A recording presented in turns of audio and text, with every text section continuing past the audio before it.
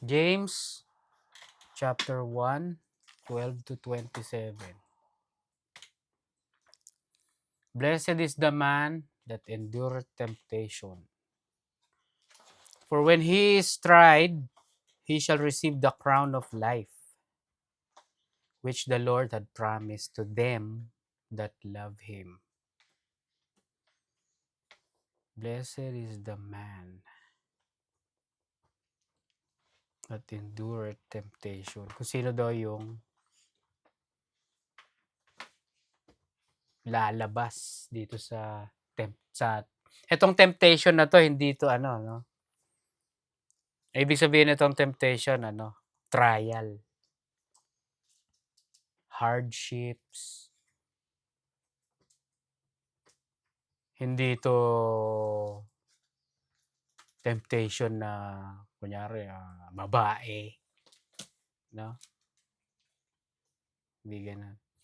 Blessed is the man that endureth, hupomeno, persevere. Blessed daw yung magpe-persevere. Ano yung ibig sabihin ng persevere? Basically, mag-continue. Mag-continue. Mag-continue kahit ang hirap, no? For when he is tried, yung when he is, ano siya, yung ano niyan, nakaan dito, what has been proved. Yung Greek word nito, ginomai. Ano siya? Ibig sabihin, nakalagay be assembled, be brought. Nakalagay pa sa one of the meanings, come upon the stage. So grabe, that tells you ang ibig sabihin nito, when we are gonna be tested by God, para tayong ilalagay ni God sa stage. Parang it's your time. Parang nasa stage ka, ano gagawin mo sa stage? Ano ba ginagawa ng mga tao pag nasa stage? Nagpe-perform no? May gagawin no? Papakita mo yung yung talento mo pag nasa stage. Grabe yung yan. For when he is tried, yun yung ibig sabihin nun.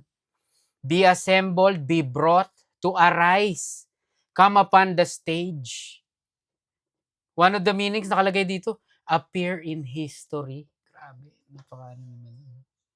Parang may gagawin kang matindi na magiging historical figure ka pa. Pero that's not the pero extreme na yun, idea. Pero basically, look at that. Come upon the stage. For what? For the testing. No? Kapag tapos nun, ayan, he shall receive the crown of life. Ibig sabihin, yung Greek word ng crown, Stephanos. Ibig sabihin, a prize. In the public games. Yun yung meaning niya. A prize in the public games. A symbol of honor. Badge of royalty. So basically, it's a reward. Dahil dun sa ginawa mo kasi andun ka sa stage ng buhay mo. No? Crown of life. Ang ganda nung meaning nung life. Yung Greek word nung life, Zoe. Oo. Si Zoe pala ang meaning, no? Buhay. Pero may iba-ibang meaning, may iba-ibang Greek word yung Zoe, yung life, no? Pero ito pinakamagandang life in Greek word Zoe. Oo. Kunyari pinag-aralan natin nung yung psyche, 'di ba? O Seiku. Life din 'yun or soul. Ano sabi? Zoe. Mhm. Life, ang Zoe it means life given by God or eternal life or spiritual life. So this tells you na yung crown of life, your reward, no? Basically, spiritual life. Basically, life from God, no? This is not talking about salvation by works, no? Na na-earn mo, no? But the life is connected to this word crown, no? So it's an eternal reward in the afterlife. Sabi pa dito, which the Lord had promised to them that love Him. Naintindihan nyo? For every believer, God has promised us of a reward. Wala ditong exempted na si ano walang reward kasi okay na yan. Sila ano lang re-rewardan ko. Hindi. The reward is gonna be for everybody, no? So we have to persevere para makuha natin yung reward. We have to be in that stage para makuha natin yung reward. Naintindihan nyo? Kasi the Lord has promised us. Para mo sinabing, kunyari si Faye, no? Mag-ano kayo, maglinis kayo. Pag naglinis kayo, promise ko sa inyo, lalabas tayo, kakain tayo. Promise. Kaya anong gagawin mo pag sinabi ko, tamad ako, matutulog na lang ako. Laro ng games. Ano kaya mafe-feel mo sa akin, no? Bibigay mo pa rin ba yung ano ko? Sasama mo ako? May iwan ka na. Tamad ka. 'Di ba? That's the same idea. 'Di ba? So, the Lord had promised to them that love Him. So, one of the motivation na meron tayo dito is our love. Naintindihan nyo? Our love for God. Tama mo, the Lord had promised. Kanino? Para sa lahat ba ng believer? Hindi para sa lahat ng believer. In a way. Sa believer especially na mahal siya. So yung endure na yon, the reason why we endure is because we love Him. Naintindihan nyo? The reason we continue because we love Him. Lahat ba ng believer mahal siya?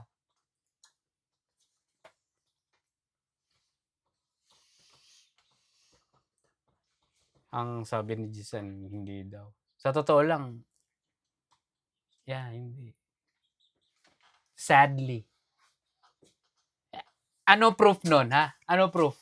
Look at the people na walang ginagawa for the Lord. Na. Saved na sila. Saved na sila, but do they show their love for God by their perseverance, their abiding? Wala eh. What does that tell you? They don't love Him. So, hindi lahat. Saved kayo pero busy kayo o may iba kayong mahal. May iba kayo na mahal sa buhay. Hindi nyo mahal si God. Hindi si God ang number one, no? Diba? Verse 13, let no man say when he is tempted, I am tempted of God. For God cannot be tempted with evil, neither tempted He any man.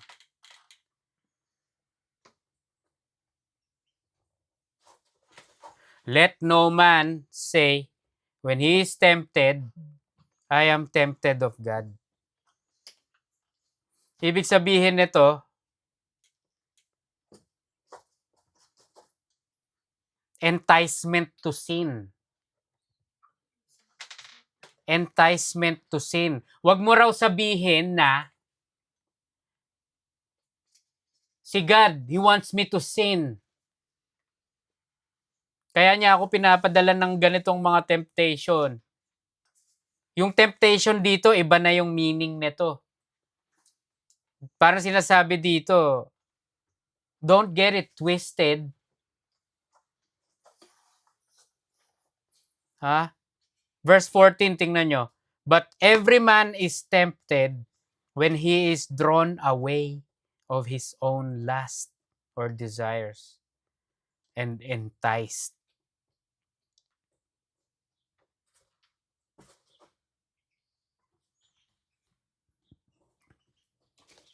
Let no man say when he is tempted, I am tempted of God. Yung of diyan 'no, of God, of. Ibig sabihin nun 'no, apo, origin or of a cause. Sinasabi dito, exactly what I said. Huwag niyo sabihin na God is enticing me or is causing me to sin. Naintindihan niyo? Parang yung ginawa ni Eve o ni Adam, no? God, pinigyan mo ako ng Eve eh. Naintindihan niyo? Binigay mo sa akin yung si babae kaya ano. Parang nagtuturuan, no? Ang tinuturo si God. Ikaw ang may kasalanan, no? Kaya ako nag-sin, no? Binigyan mo ako ng babae. Natutulog ako. Pagising ko, may asawa na ako. What? Ayan, oh. Lord, it's the woman you gave me. Si Eve naman, ano sabi? Yung ahas. Yung ahas yun eh. Nagtuturoan. Ngayon, let no man say when he is tempted, I am tempted of God. God, ikaw, pinadalan mo ako ng ano eh. Nagsin tuloy ako. Ang hirap tuloy ng ano, no? Ng buhay ko. No, verse 14, no? But every man is tempted when he is drawn away of his own lust. Drawn away. Excel ko. Sabi dito, it's a hunting term. To lure out from hiding place in hunting or fishing. Lured from safety of restraint to sin. So, safe ka eh. No? Safe ka. Okay ka eh. Wala ka, hindi ka nagsisin. Tapos, merong pain. May pain o bait na ano ka, na lure ka nung bait ng patibong. Ano sabi dito ang cause, ang ano nun, ang sanggaling yon, ayan, sarili mo. When he is every man is tempted when he is drawn away of his own lust, of his own desire. Yung off dito, hupo, by his own lust.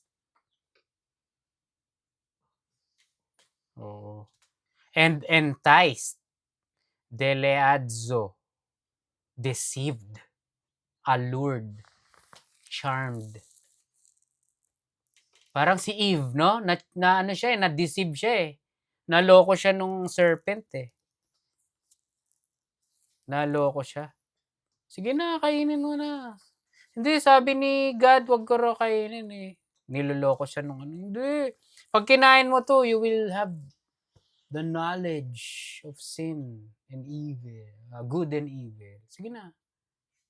You want knowledge, right? Ngayon, wala kang alam eh. Pag kinain mo to, may mga kaalaman kang bago. Good and evil. Tsaka hindi ka mamamatay. Sabi niya, hindi ka mamamatay. You know what? Sabi sa Bible, it looks good, no? Mukhang masarap to ah. No? Caramelized apple siguro. Sarap yun eh. No? Ano, may tanong ka. Pinangalanan po ba yung puno na yun? Tree of, wala siyang name as in parang tao na, isa lang. Ang tawag sa kanya is the tree of knowledge of good and evil. Tree of knowledge of good and evil. Sabi ni Lord, huwag kayo kakain dyan. So, na-enticed, no? So, basically, that's what happens kapag nag-sin ka. Huwag mo sabihin si God ang may gawa nun. Ikaw ang may gawa nun. Dahil dyan sa desires mo. Lust. No? Oo. Nagpaakit. 15. Then when lust hath conceived, Nanganak. It brings forth sin. So, yung last, nanganganak ng sin. And sin, when it is finished or full grown, bringeth forth death.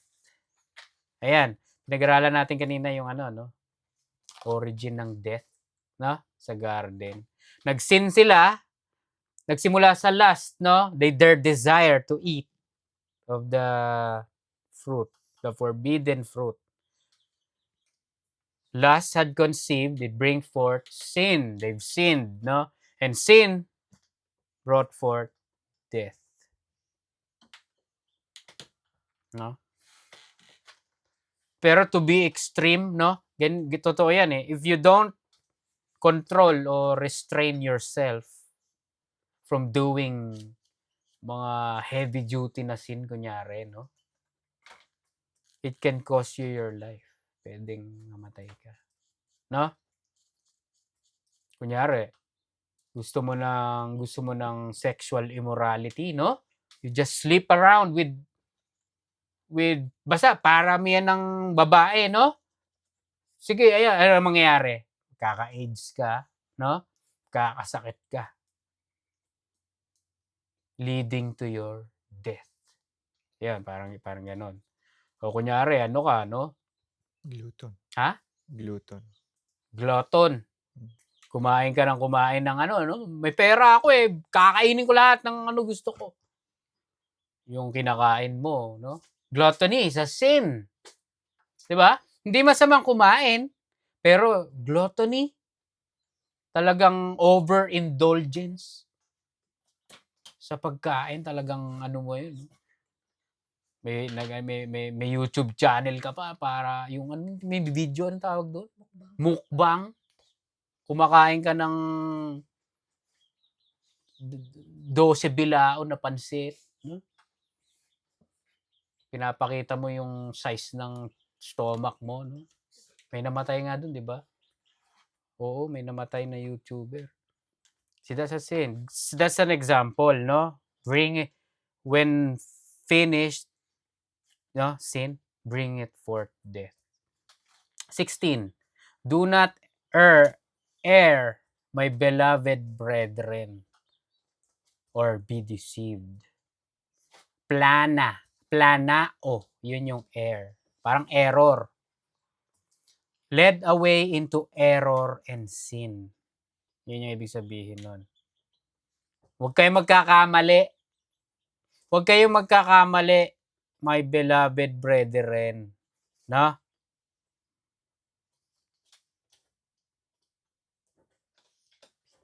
So, anong sinasabi dito? Do not err, my brother. Huwag kayong magkamali. Iba yung ang sinasabi dito, yung temptation, when it comes to temptation, iba yung testing na galing kay God. Verse 17, tingnan mo. Every good gift and every perfect gift is from above and cometh down from the Father of lights, with whom is no variableness, neither shadow of turning. So, ang sinasabi dito, sa verse 16, wag daw kayong magkamali na isipin na pati yung cause ng pagkakasala galing sa Kanya. Naintindihan nyo? No, galing sa inyo yan. Kaya kayo nagka-AIDS, hindi dahil kay God. Dahil pinursu nyo yung sexual immorality nyo. Naintindihan mo? Kaya kayo ngayon nasa ospital, na yung ngipin nyo bungi-bungi na, kasi drug addict ka, pinursu mo yung drug addiction mo. Naintindihan nyo? Hindi ako ang may kasalanan yan. At ano yung sinasabi sa no? Sa verse 12, blessed is the man that endureth temptation. Yung temptation na yun is the trials, the tribulation, the persecution, the hardships in life, the sufferings in life. So don't get it mixed up. Nahihirapan ako, wala akong asawa, wala akong girlfriend. So na-tempt ako doon sa babae, ikaw, sa'yo galing yung ano. Hindi yun ang mga testing ni God. Yun ang sinasabi dito. Naintindihan nyo? Wala akong pera, kailangan kong magnakaw. Lord, binigay mo sa akin tong kahirapan sa buhay. Nagnakaw tuloy ako. Hindi ganun yun. 'Di ba? Ano example? Ang example is nasa 2 Corinthians 12. 2 Corinthians 12, si Paul, no? NLT. Even though I have received such wonderful revelations from God. Si Paul to, no? Daming ni-reveal ni Lord sa kanyang knowledge and wisdom. So, ayan. So to keep me from being proud or from becoming proud, I was given a thorn in my flesh, a messenger from Satan, to torment me and keep me from becoming proud. 3 different times, I begged the Lord to take it away. Each time he said, "My grace is all you need. My power works best in weakness." So now I am glad to boast about my weaknesses so that the power of Christ can work through me.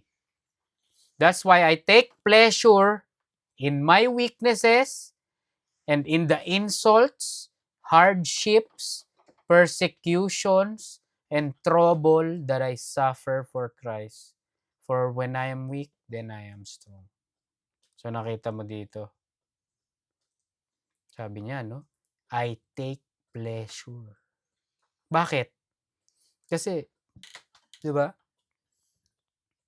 God is molding you. God, pinag-aralan natin last time God wants you to level up. God wants to build in you character. Christian character. Godly character. Isa pa sa Job, no? Job 1:13-19. Tingnan mo nangyari kay Job. Kung ano-anong nawala kay Job dito. One day, verse 13, one day when Job's sons and daughters were feasting at the oldest brother's house, birthday party to, by the way, a messenger arrived at Job's home with this news. Your oxen were plowing with the donkeys feeding beside them. When the Sabaeans raided us, they stole all the animals and killed all the farmhands. I am the only one who escaped to tell you. So namatay yung mga alaga niya, yung livestock. Mga alaga niya na nagpo-produce sa kanya ng mga ano niya. Namatay. Kinuha yung iba, pinatay, di ba? Pinatay yung mga farmhands o yung mga farmers. Isa lang natira para magsabi sa kanya. Sinabi kay Job, Job, bad news. 16, while he was still speaking, another messenger arrived with this news. The fire of God has fallen from heaven and burned up your sheep and all the shepherds. Grabe naman to. No? I am the only one who escaped to tell you. Another death na naman ng mga ano niya. Possessions niya. 17. While he was still speaking, a third messenger arrived with this news. 3 bands of Chaldean raiders have stolen your camels and killed your servants. I am the only one who escaped to tell you. While he was still speaking, verse 18, another messenger arrived with this news. Your sons and daughters were feasting in their oldest brother's home. Ito, birthday. Suddenly, a powerful wind swept in from the wilderness and hit the house on all sides. The house collapsed and all your children are dead. I am the only one who escaped to tell you. Sabay-sabay yung trials na nangyari kay Job.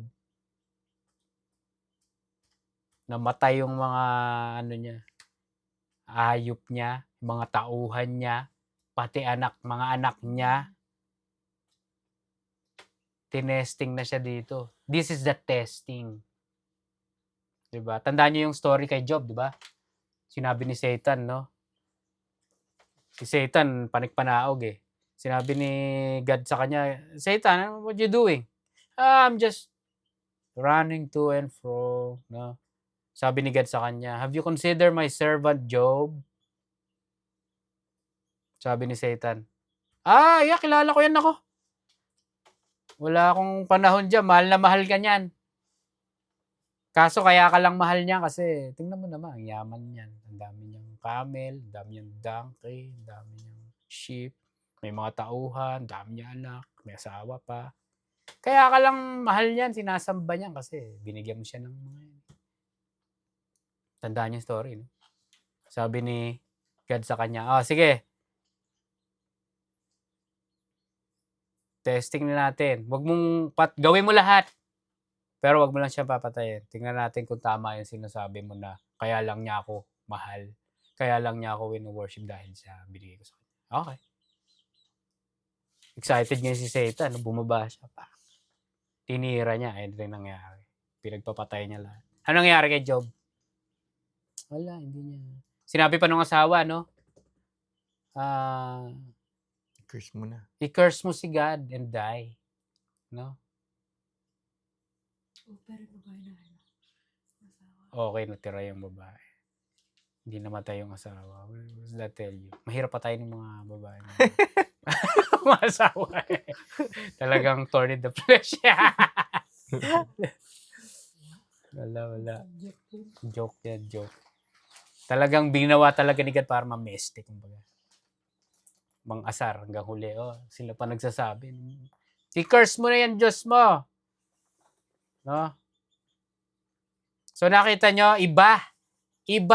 Yan ang mga picture ng ginagawa ni God sa hindi yung sin. So sinasabi sa verse 60, do not make any mistake. Don't get it mixed up, brothers.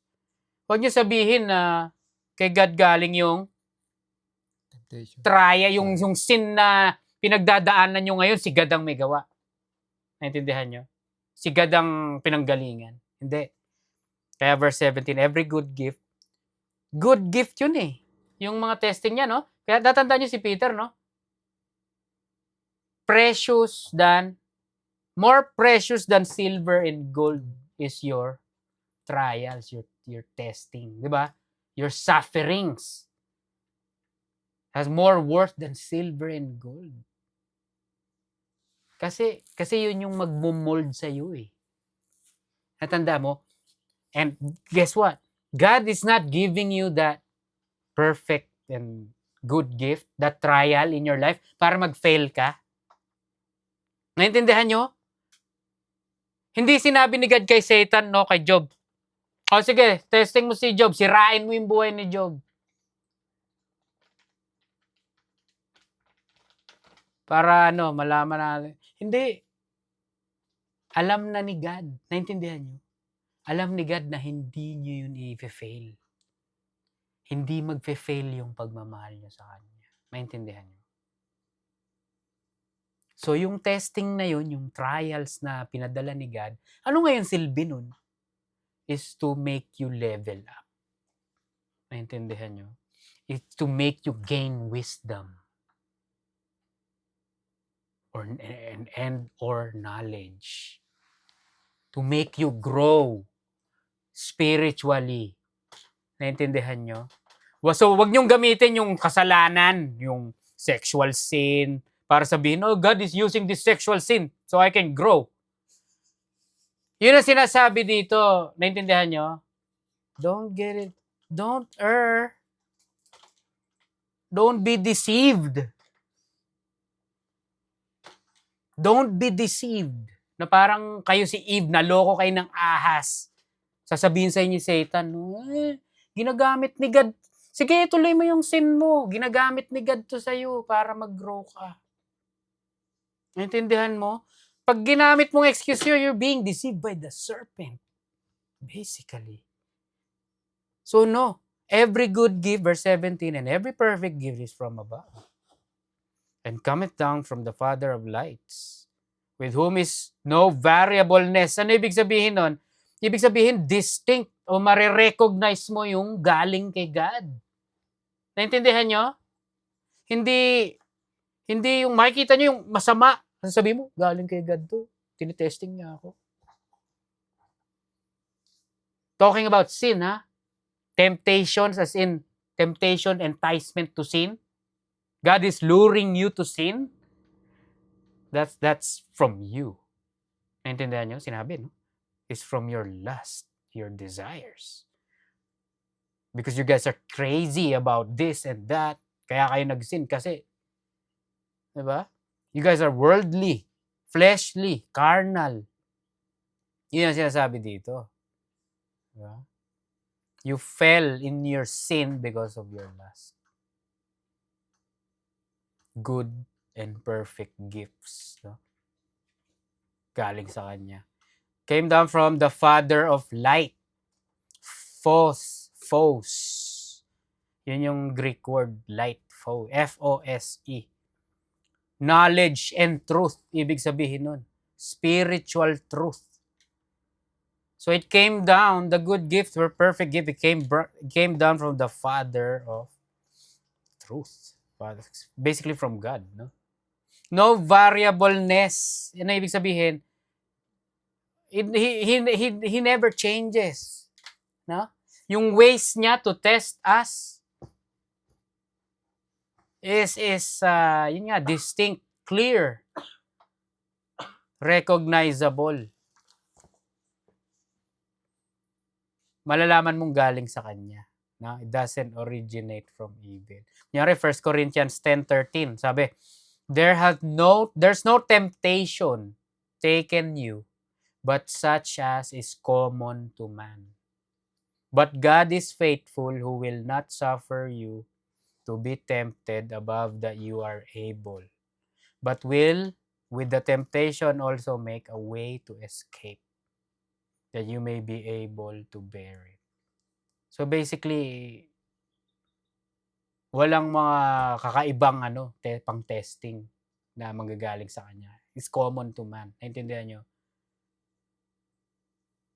Yun yung sinasabi dito, neither shadow of turning, no variableness. 18, of his own will begat he us with the word of truth, no? So with his own will, he made us. So he created us. So he gave birth to us, spiritually speaking. No? That we should be a kind of first fruits of his. Pero yung begat he us, parang kagaya ng verse 15.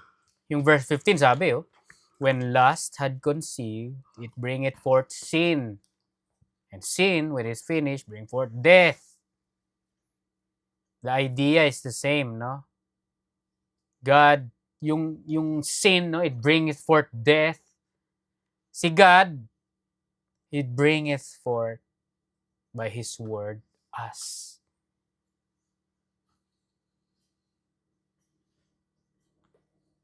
Why? That we should be, eto yun why is everything like this, like such? That we should be a kind of first fruits of His creatures.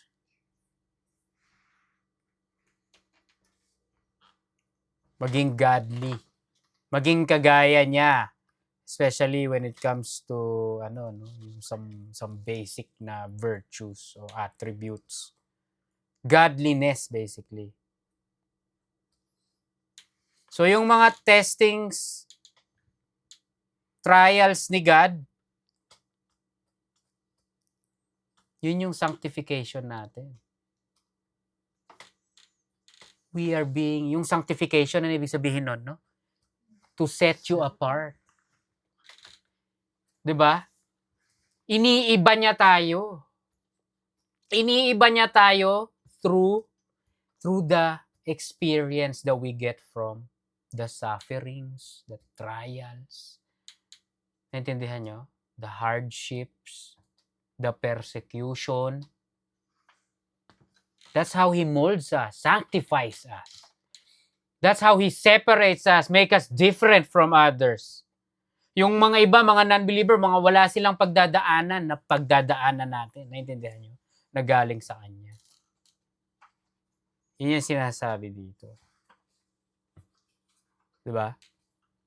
Sa Kanya talaga galing. Yung ano nun, ba? End product nun is we become the kind of first fruits of His creatures. Kasi, tandaan nyo, pag believer ka, tapos committed ka, you're gonna suffer. Especially persecution, no? There's gonna be, basically, overall, no? May paghihirap. Nangyari sa 2 Timothy chapter 3, verse 10 to 12, no? Verse 12 sabi, yes, everyone who wants to live a godly life, pakinggan nyo, everyone who wants to live a godly life in Christ Jesus will suffer persecution. Everyone. Ito ngayon yung tanong, does every believer want to live a godly life in Christ Jesus? Hindi. No? Anong resulta ngayon nun? Wala mangyayari sa buhay mo. Walang sanctification na mangyayari. Walang growth na mangyayari, no?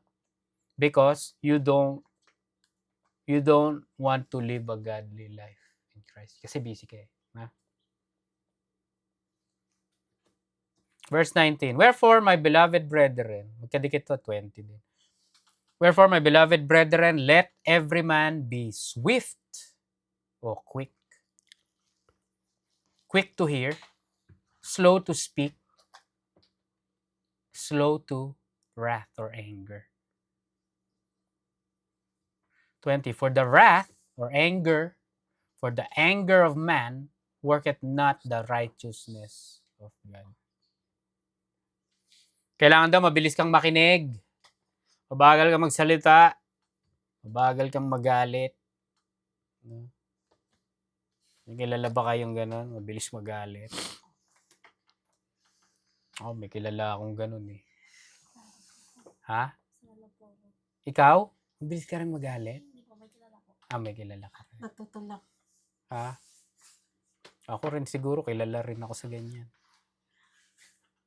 Yung mga hindi makatingin sila. Wala, tatawa siya.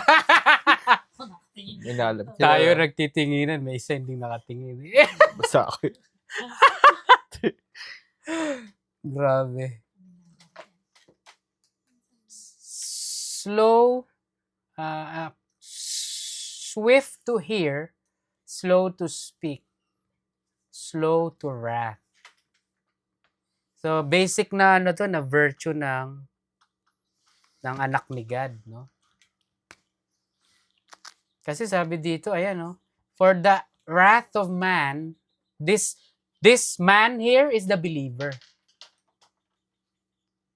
The anger, especially ng believer, magagalit yung believer, no? Quick to anger. Worketh or does not produce the righteousness of God. So parang nakaka-stall yun. Parang yung manifestation, yung show ng righteousness ni God through you na nahihinder. Naintindihan nyo? Kasi magagalitin. Oo.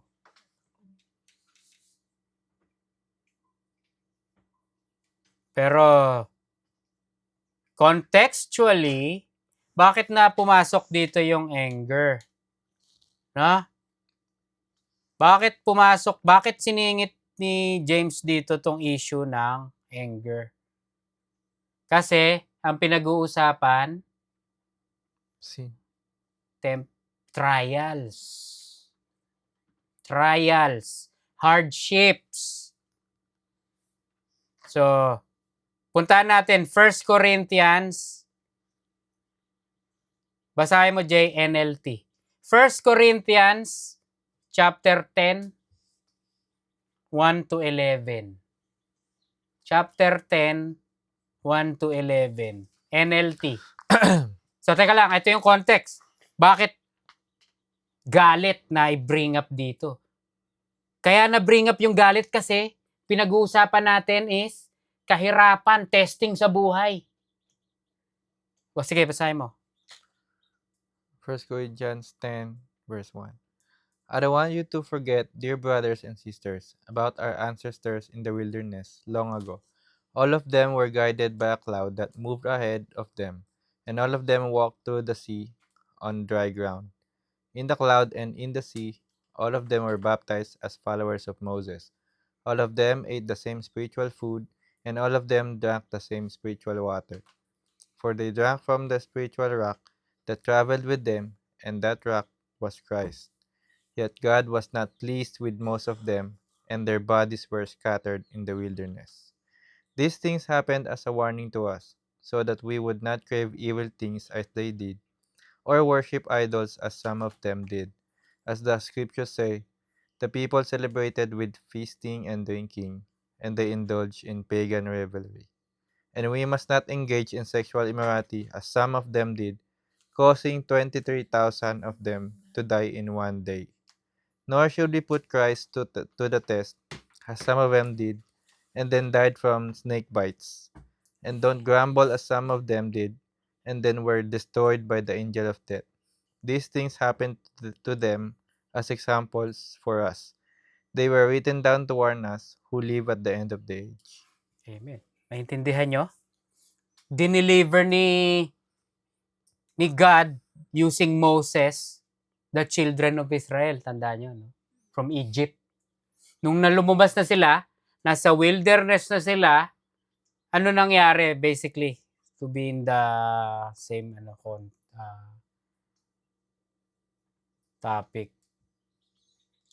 They grumble, verse 10. And don't grumble as some of them did, or murmur, or nagagalit kay God. And then were destroyed by the angel of death.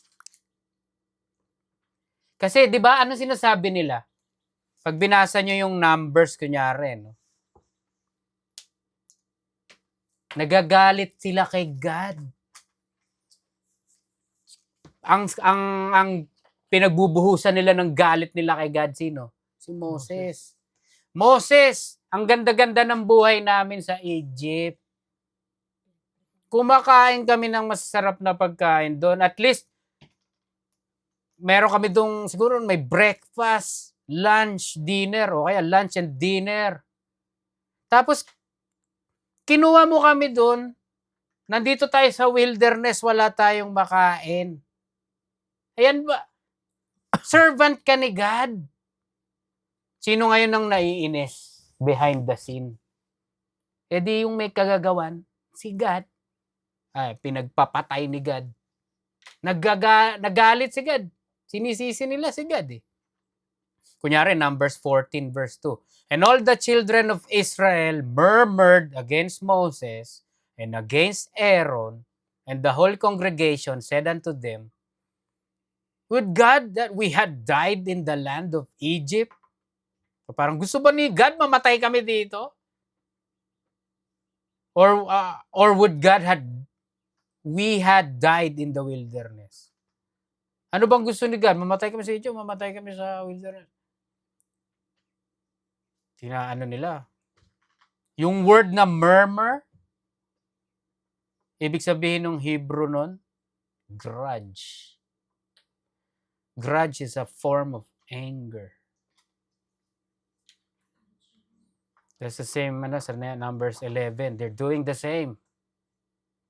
Nagagalit sila. So guess what? Kaya ngayon sinasabi ni James dito, yeah, it's a good verse para sabihin, oh, wag ka daw magagalit no.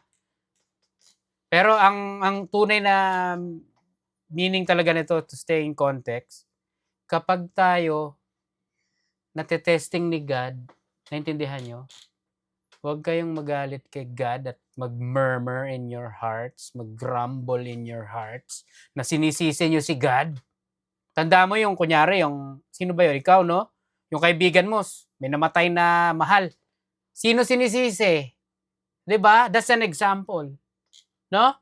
Kaya ganito yung, kunyari tayo, no? Kaya ganito yung buhay ko. No? Ayaw mo sabihin eh. Pero deep inside, deep in your heart, ang sinisisi mo, sino sinisisi mo? Ha? Naintindihan nyo? Si God siguro sinisisi mo, no? Ayaw mo lang, guess what? Alam ni God yung puso natin. Huwag kayong, ayan, no? Diba? Galit. Galit.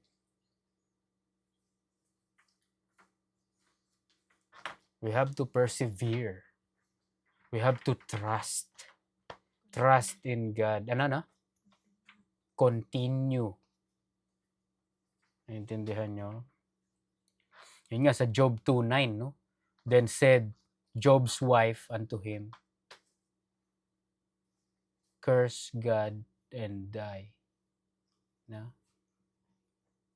Yung asawa niya, sinasabi niya, magalit ka na! No? Curse mo siya! In a way, may knowledge yung misis na si God ang may kagagawan niyan. No? Pero, she's insufferable woman. Mga choice ni Job talaga. Bakit mo inasawa ni Job? You made a crazy wife. No? Nagtetempt pa na i-curse niya sige. So, anger worketh not the righteousness of God or does not produce. Ephesians 4:26, be ye angry and sin not. Pwede ka daw magalit, pero wag ka lang mag-sin. Ano, may tanong ka? Ano itong righteousness? Salvation ba ito? Hindi. It's not, yung verse 20, it's na ibig sabihin yan, it's not a way to image God. It's not a way to reflect God. Anger is not of God to be reflected. Naintindihan nyo? Yeah, God is angry with sin and the sinner every day, sabi sa Psalm, no? Pero hindi ibig sabihin nito na yung my God is an angry God, so I can be angry too. Hindi ganun ang Ang sinasabi dito, di ba?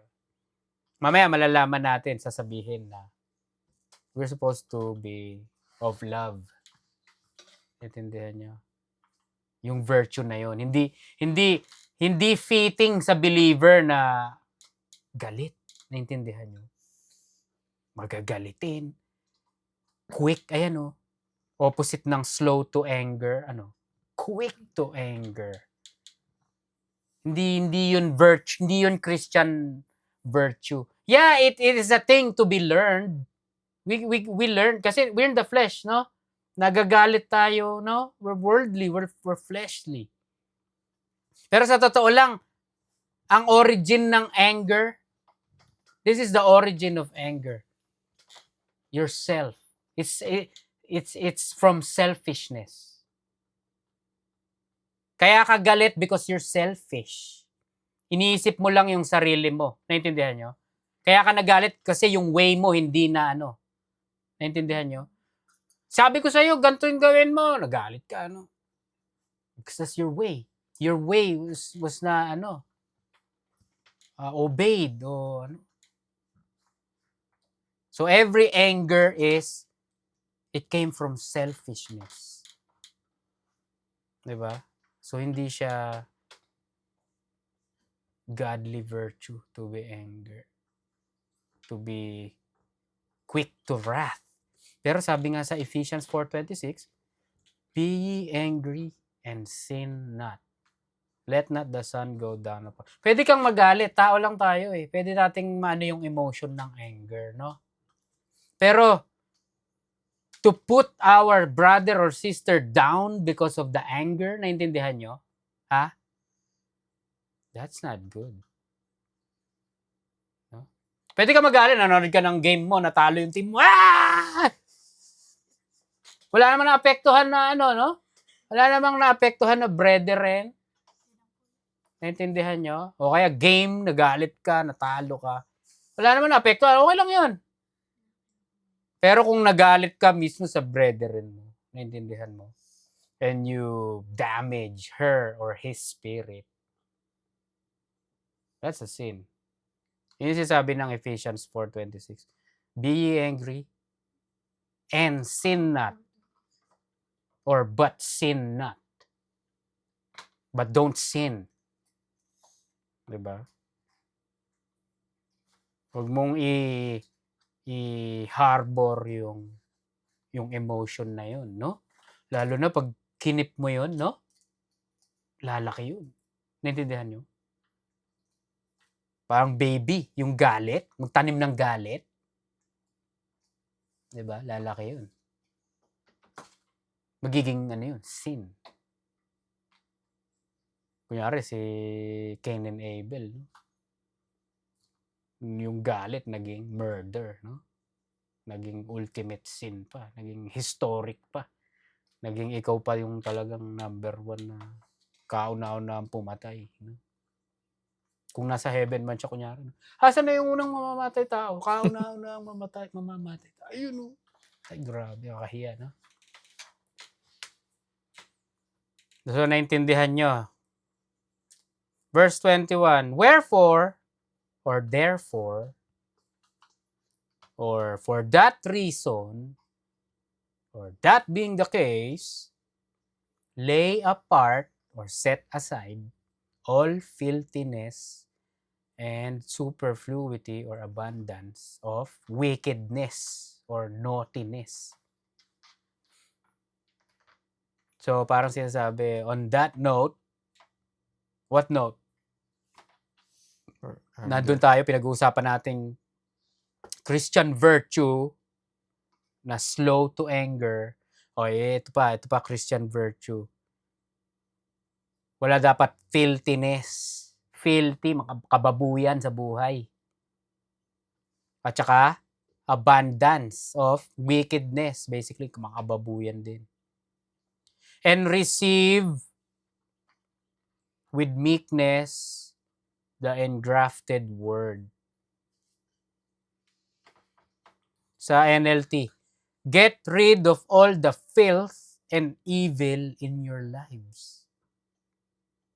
And humbly accept the word God has planted in your hearts. For it has the power to save your souls or your life. Hindi to salvation by works. Save your souls kasi sinet aside mo yung evil, no? Souls here is life. It has the power to save you specifically from what you're going through in your life, no? It's gonna save you from what you're going through, which is your trials, hardships, persecution, tribulation sa buhay, no? The word of God will save you from that. Hindi lang doon, pati, of course, eternally speaking, salvation, no? Receive the word. 22 to 25, magkakasama to. But be ye doers of the word. Ayan na. Mga paborito, no? Be ye doers of the word and not hearers only. Puro kinig-kinig lang. Hindi naman ginagawa. Yun yung sinasabi dito. Na? Be ye doers of the word and not hearers. Basahin mo nga yung Tagalog, Jay. 22. Tingnan natin ang sinasabi ng ating Pilipinong translation. Huwag lang kayong maging tagapakinig ng salita ng Diyos, kundi sundin nyo ang sinasabi nito. Dahil kung hindi, dinadaya nyo lang ang sarili nyo. Dinadaya. That's a nice translation. Hindi nilagay na niloloko nyo lang yung sarili nyo, no? What's up with the use of dinadaya nyo yung sarili nyo? So basically, I like that kasi parang nawawalan kayo ng reward. Naintindihan mo yung implication, dinadaya nyo yung sarili nyo. Parang yung reward nyo nawawala. Yung inyong crown. No? Maganda siya. But be ye doers of the word. Wag lang kinig. Yan sinasabi ng salita ng Diyos. Doer. Poioites. Yun yung Greek word niya. Poioites. One who obeys. Sabi pa dito, a maker. Ito yung nito context. A producer, a maker, author. Sabi pa dito, poet. Ano yung mga works ng poet? Poetry, no? Hindi. Ang poetry, how do you describe a poetry? Kunyari, ang ganda, no? Beautiful poetry, no? Perfect. Captivating, fascinating. Nakabasa na ba kayo ng poem? Meaningful. Meaningful, no? So, guess what? Tingnan mo yung sinasabi. Be ye doers of the word. Sabi, be ye like a poet. So, ibig sabihin, ano yun? Diba? Yung context, yung meaning din niya na maker, producer, author. Mag-produce daw. Mag-produce ng maganda. Maganda kasi it's good in the sight of God. Naintindihan niyo? Be ye doers of the word, producers of basically works, spiritual works. Basically obedience. Wag lang makinig, no? Wag lang pa-study, kuha-kuha ng knowledge. Tapos wala naman, di naman ginagawa. Hindi ina-apply sa buhay, no? Pero tandaan nyo, ang context dito, sinong kausap dito? Believer. Mga Jewish believers. Tandaan nyo, si James, ang mission ni James na binigay sa kanya ni God is, siya yung leader ng early Jewish Christians. So, as a Jew, ano sila? Focus sila sa works, no? As a Jew.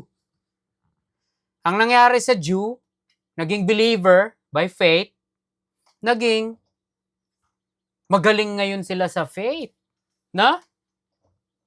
Umasa na lang sila sa faith. Kasi sabi, mali daw sila eh. Hindi daw works, faith daw. Naintindihan nyo? Puro ngayon sila, faith. Kaya ngayon sinasabihin sila ni James, be ye doers. Naintindihan nyo? Naintindihan nyo yung sinasabi? So, yung mga Jew, mga ano yun yung mga kalaban ni Lord dati. Mga hindi naniniwala sa Kanya. Pinapako pa nga nila si Lord sa cross. Sila yung mga nagtitiwala sila sa sarili nilang goodness. Kasi good ano daw sila, righteous daw sila by their own standard. Tapos, na-save sila. Paano sila na-save? The gospel. Sabi, by faith in the Lord Jesus Christ lang. Ngayon, sinet aside na nila yung works nila. That's good. No? Naniniwala na lang sila. No? Pero ang sinasabi ni James, hindi yun. Hindi maganda yung ganun. Naintindihan nyo? Kailangan pag believer ka, hindi ka lang hearer. Hindi ka lang hearer ng word. Doer ka dapat ng word. No? Nag-a-apply din in a way sa mga yun. Especially, kunyari, mga Pharisee. I'm sure may mga Pharisee na nasave. Kunyari, si Nicodemus. No? Kasi yung mga Pharisee, basically, ano lang sila basa-basa lang, no? Ang nakukuha lang nila yung aesthetics, no? What is that? Yung appearance na mag-appear na holy, no? Yung mga pananamit nila, ang ganda, no? Pero hindi naman nila ginagawa yung mga teaching. Naintindihan nyo? Kaya in a way, kasali rin sila dito. Luke 6:46-49. Basahin mo nga. Luke 6:46-49.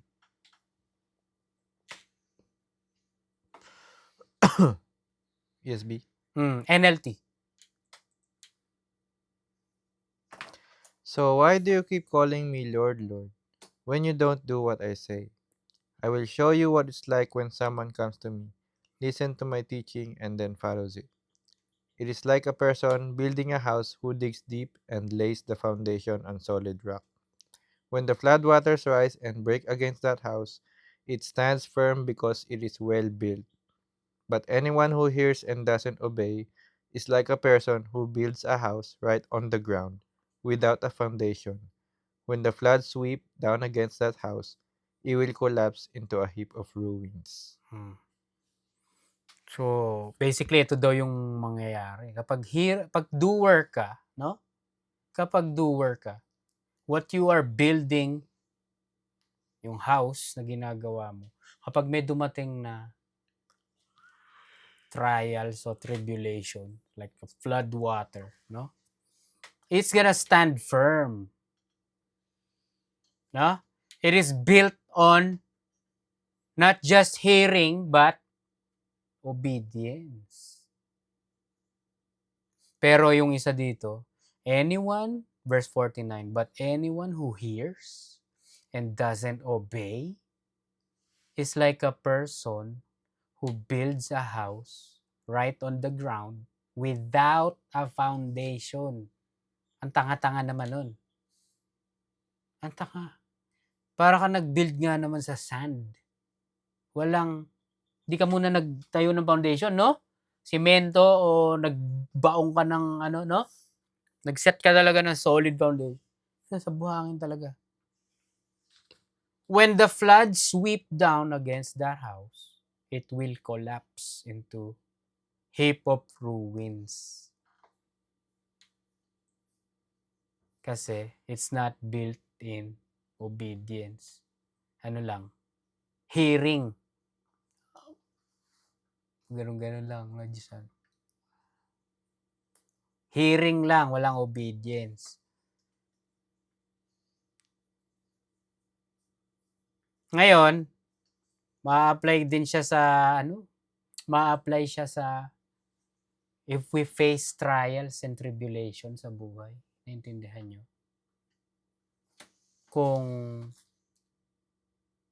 Kung nagbi-build ka by obedience, nag-grow ka, no? Nagpo-progress yung building mo, yung bahay na ginagawa mo, spiritually speaking. Kapag dumating ngayon yung testing sa buhay mo, naintindihan mo? Lalagay ka na sa stage, testingin ka na. Ayan, you're gonna stand. The house is gonna stand. Hindi magigiba. Naintindihan nyo? Ngayon, yung mga nagigiba, yun yung pag may dumating na nakahirapan sa buhay. Kasi hearer lang sila eh. Naintindihan nyo? Sila yung mabilis sisihin si God. Nagagalit kay God. No? Yun yung dito sa verse 22. Kasama ng katapat ng Luke 6. No? Verse 23.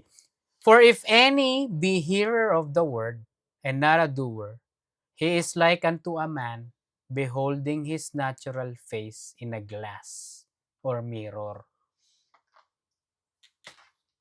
Nung panahon wala silang mirror. Nung panahon ng ancient mirror daw bakal, steel. So modern translation na lang tong glass, salamin. So sabi dito, kapag hearer ka lang daw and not a doer, it's like you're looking in a mirror, no? Verse 24.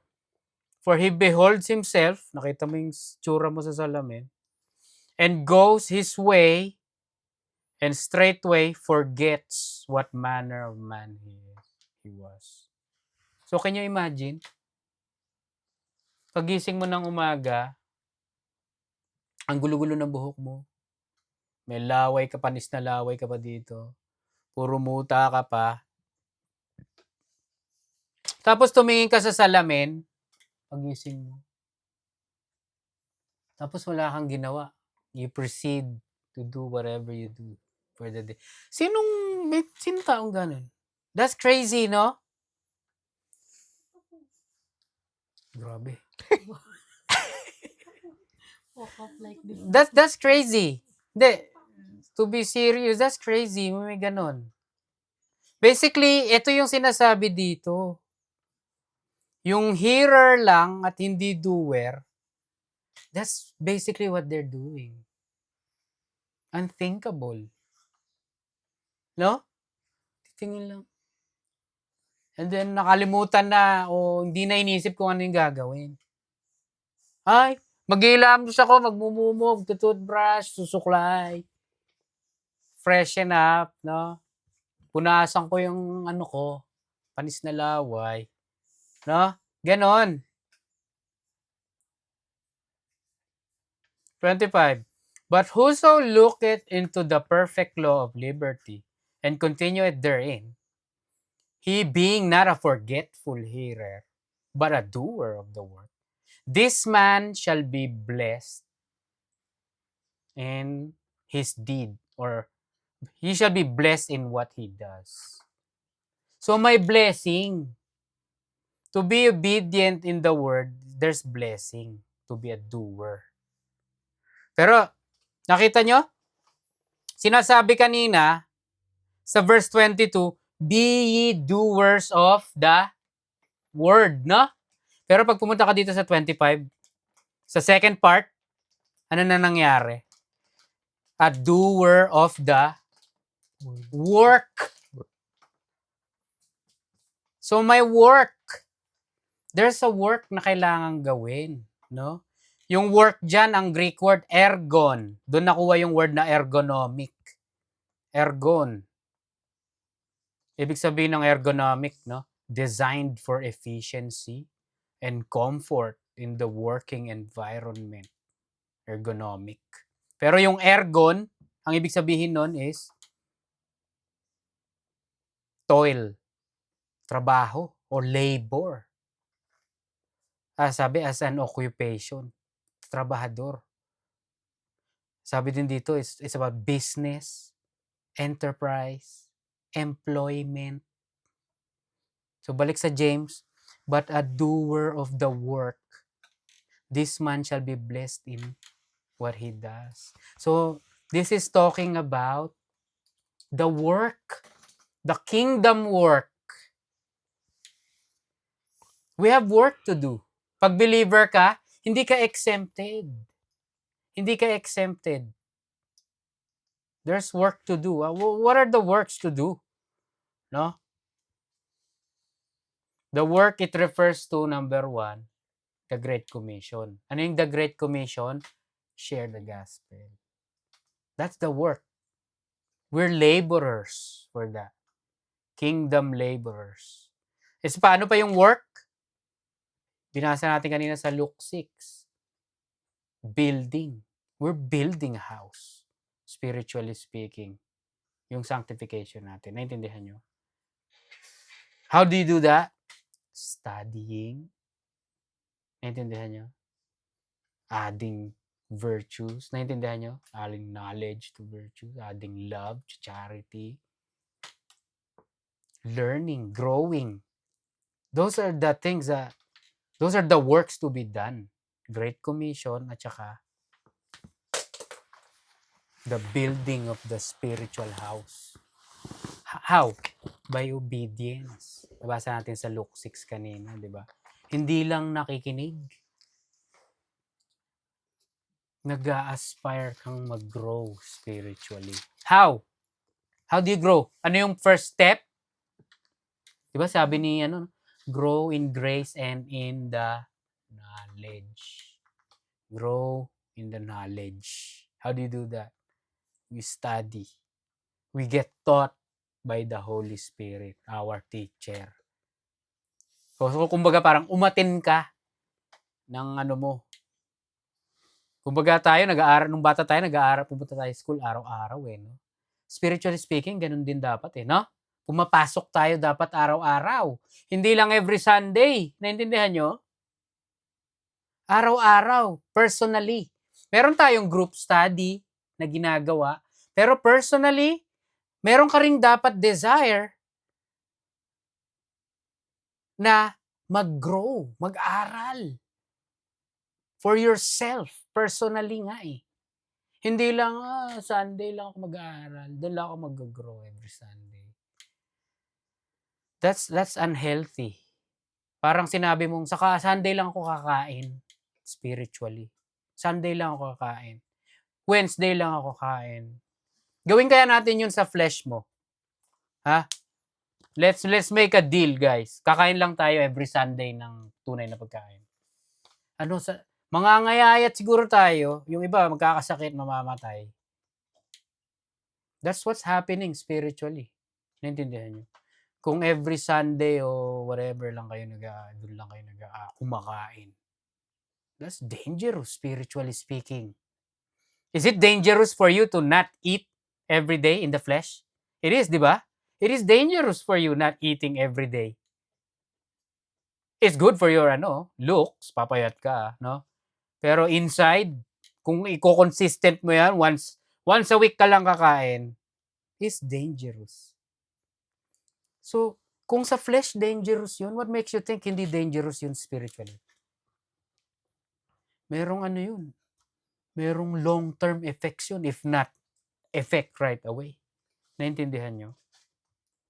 Makaka-apekto sa inyo yun, sa growth nyo. Ngayon, pag dumating yung trial sa testing sa buhay nyo, anong unang sign na wala kayong na hindi kayo nagbi-build? Ayun, nagagalit kayo. Na hindi kayo magkanda-ugaga sa nangyayari sa buhay nyo. Kasi, di ba? Kasi hearer lang kayo. Hindi kayo doer. Di ba? Hindi dapat ganon. Yun ang sinasabi ni James. So, verse 26. Pero tandaan nyo may reward Sabi dito. Kapag doer, but the doer of the work, this man shall be blessed. Emphasis. Inulit na naman. May reward. Wag niyong isipin na walang kahihinatnan tong ginagawa natin o yung ginagawa niyo personally. Naintindihan niyo? The building of the house, the sharing of the gospel. We're gonna be rewarded. No?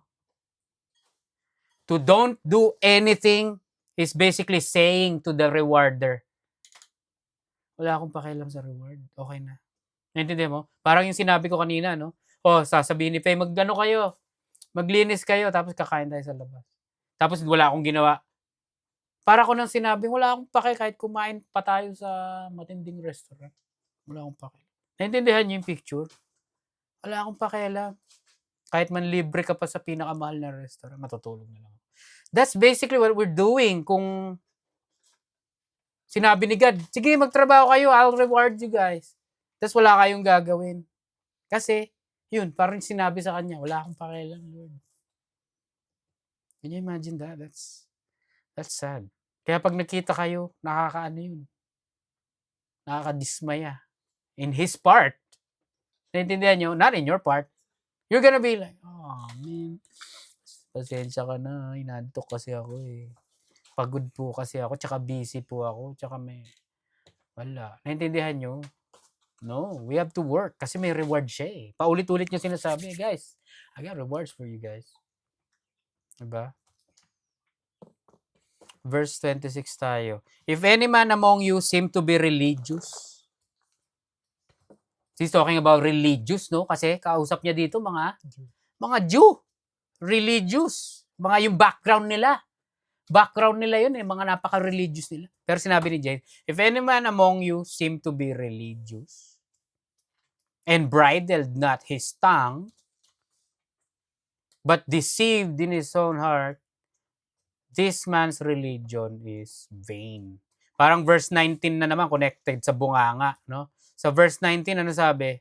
Let every man be swift to hear, slow to speak. No?